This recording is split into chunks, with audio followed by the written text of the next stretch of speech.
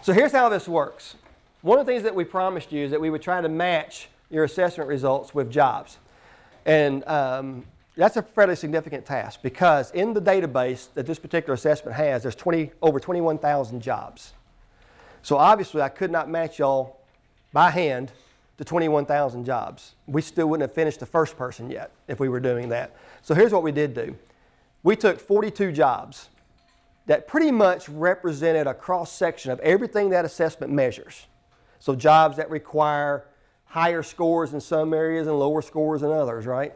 Across different fields, across different levels of accountability and responsibility. So what you've got is a matrix of jobs that are prevalent in the workplace and aren't necessarily the only jobs you're ever going to match with. Okay? That's very, very important. So everybody in the room ran across the same 42 jobs. That's the first thing I got to tell you about. We're going to talk about now what do you do with that information, okay? But I want to make sure you understand that first. The other thing you want to understand, of course I got a sample report up here. The other thing you want to understand is the job match percentage. First of all, you never see 100, or at least I haven't, and you never see a 0. So it's always going to be something in between there, okay?